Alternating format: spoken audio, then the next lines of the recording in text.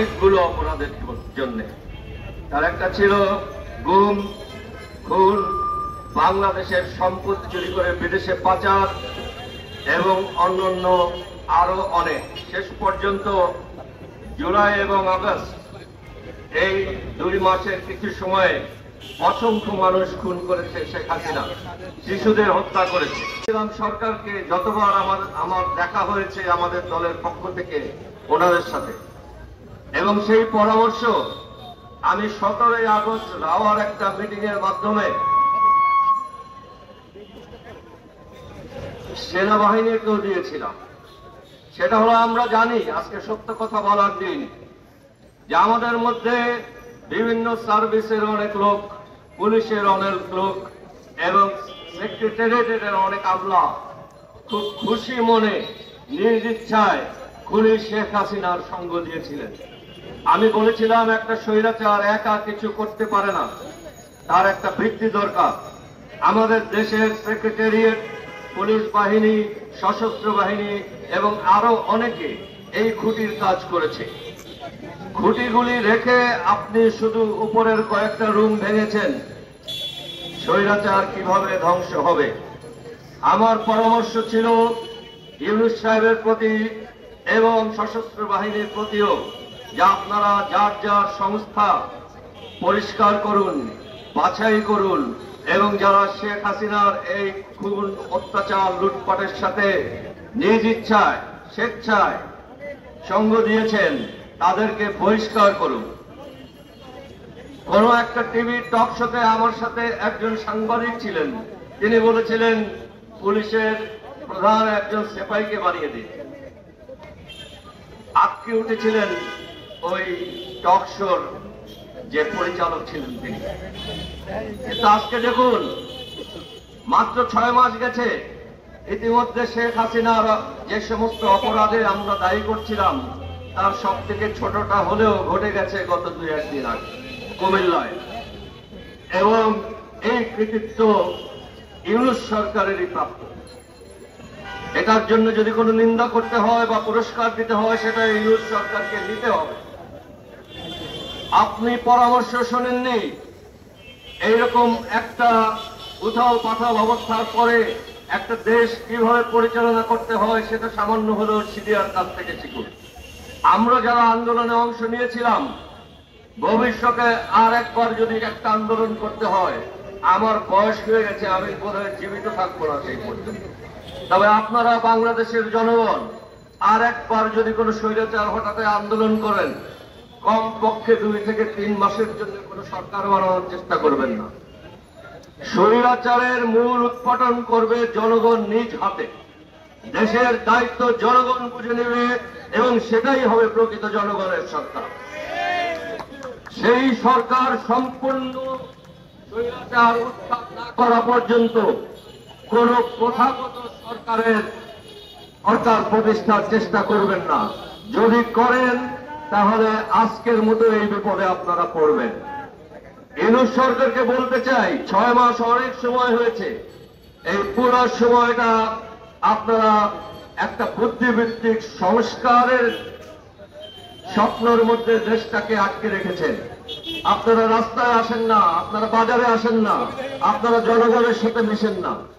আপনারা জানেন না ইতিমধ্যে জিনিসপত্রের দাম বেড়ে জনগণের লাইফ কত দুর্বিষহ হয়ে গেছে। আপনারা জানেন না জুলাই আগস্টের যুদ্ধে যে আহত ছেলেগুলি আছে তারা বিনা চিকিৎসায় কিভাবে ধুকে ধুকে মরছে। আপনারা জানেন না যারা আহত হয়েছে তারা কিভাবে মরিয়া হয়ে একটা চাকরি খুঁজে বেড়াচ্ছে। আজকের একটা পত্রিকায় দেখেছি একজন মৃত ব্যক্তির স্ত্রী ভিক্ষা করতে নেমেছেন।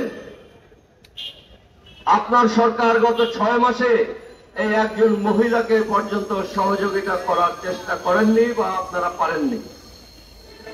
এটা আপনাদের একটা চরম ব্যর্থতা। 1050 লোক যদি বাংলাদেশে বিভিন্নভাবে আহত হয়ে থাকে, সেই 50,000 লোকের চিকিৎসার একটা কাঠামোগত অবস্থানও আপনারা নিতে পারেন। তাদের আজকে হরতাল করতে হয়, কালকে অবরোধ করতে হয়, পরশুদিন ভিক্ষায় নামতে হয়। লজ্জা লাগে এরকম একটা সরকার আমরা বানিয়েছি এটা বলতে। আজকে সত্য কথা বলার সময় এসেছে। যেই সমস্ত সশস্ত্র বাহিনীর অফিসাররা স্বেচ্ছায় খুনি স্বৈরাচারের সহযোগী ছিলেন, খুন খারাপিতে অংশ নিয়েছেন, নানা রকম অপরাধ অপকর্মে লিপ্ত হয়েছেন, টাকা পয়সার দিকে ঝুঁকেছেন, তাদের মধ্যে কয়েকজন এখনো ইউনিফর্ম পরছেন। এটা একটা লজ্জার বিষয় জাতির জন্য। আর ওই ইউনিফর্মে বাংলাদেশের যে মুক্তিযুদ্ধের মধ্যে যে বাহিনীর সৃষ্টি হয়েছে, সেই বাহিনীর ইউনিফর্মের প্রতি একটা চরম অসম্মান। এটা আর বেশি দিন চলতে পারে না। সেনাবাহিনীকে আরেকবার অনুরোধ করব, এখান থেকে করছি, আপনারা সেনাবাহিনীর ইজ্জত রক্ষা করুন। মহান মুক্তিযুদ্ধের মধ্যে সৃষ্ট এই সেনাবাহিনীর গায়ে কোনো কালি না লাগে, সেখান থেকে খেয়াল রাখুন। আপনাদের মধ্যে এখনো যারা হঠকারী আছেন, যারা প্রমাণিতভাবে অপরাধী, তাদের গায়ে থেকে ইউনিফর্মটা খোলার ব্যবস্থা করুন। পুরো সেনাবাহিনীর সম্মান ইজ্জত রক্ষায় সাহায্য করুন আমাদের। আমরা চাই এই সেনাবাহিনী মাথা উঁচু করে দাঁড়ান। আমরা চাই এই সেনাবাহিনী গর্বের সাথে দাঁড়ান। আমরা চাই এই সেনাবাহিনীর মনোবল ক্ষুণ্ণ হয় এরকম কিছু যাতে আমরা না বলি বা আপনারা না করেন। কিন্তু যতক্ষণ সেনাবাহিনীর ভিতরে যে ধরনের বিতর্ক রয়ে গেছে খুনিদের কয়েকজনকে নিয়ে, সেই কয়জনের জন্য পুরো সেনাবাহিনীর ইজ্জত নষ্ট করবেন না। তাদের বিরুদ্ধে যথোপযুক্ত ব্যবস্থা নিন। এটা প্রাক্তন একজন সেনাবাহিনীর সৈনিক হিসেবে আমার দাবি এবং আবেদন। আমরা আম জনতার পার্টি শব্দ কাজে নেমেছি।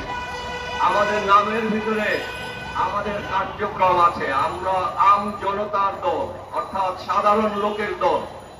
আমরা বড় লোকদের এবং ব্যবসায়ীরা কি করছে সেটা দেখতে যাব না। আমরা কথা বলবো গরিব রিক্সাওয়ালাদের জন্য। আমরা কথা বলবো বঞ্চিত সমাজের বঞ্চিতদের জন্য। আমরা কথা বলবো, আম জনতার পার্টি কথা বলবে সমাজের সব থেকে গরিব নিগৃহীত সুবিধা বঞ্চিতদের জন্য। আপনারা যেখানে যখনই কোনো বিপদে পড়বেন এবং আপনারা কোনো জায়গায় থানায় যাবেন, বিচার পাবেন না, কোর্টে যাবেন, আপনার বিচার বিলম্বিত হবে, আপনাকে সরকারি অফিসে যাবেন, আপনাকে ঢুকতে দেবে না, এই আম জনতার দলের দরজা সবসময় আপনাদের জন্য খোলা থাকে। আমরা ইনশাল্লাহ আরেকটু সংগঠিত হলে আম জনতার পার্টির অফিসে এই বঞ্চিতদের সাহায্য করার জন্য একটা সেল খুলব। আপনারা আমাদের সাথে সবসময় যোগাযোগ রাখবেন। এই দেশের সাধারণ জনগণের উন্নয়ন হবে আম জনতার দলের লক্ষ্য, এবং আমরা সেখানে ইনশাল্লাহ আপনাদের সবাইকে সাথে নিয়ে পৌঁছাব। আমাদের আরেকটা লক্ষ্য হবে বাংলাদেশের প্রতি কুদৃষ্টি দিয়ে যে কোনো আগ্রাসী রাষ্ট্র বা ব্যক্তি তাকাবে, তাকে প্রতিহত করা হবে আমাদের কাজ। সেটাই আমরা নাম দিয়েছি আগ্রাসন বিরোধী আন্দোলন, যেটা আম জনতার দল অনেক দিন থেকে করছে। আপনারা জানেন ভারত আমাদের একটা পার্শ্ববর্তী দেশ। এই দেশ ছাড়াও পৃথিবীর আরো কয়েকটা দেশে আমাদের দেশের প্রতি কিছুটা আকর্ষণ আছে। তারা নানাভাবে আমাদের অধিকার বঞ্চিত করতে চায় তাদের সুবিধা নেবার জন্য।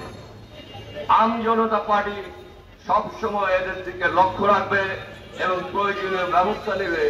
বাংলাদেশের জনগণকে একত্র করে আমরা আমাদের দেশের সার্বভৌমত্ব রক্ষা করবো ইনশাআল্লাহ।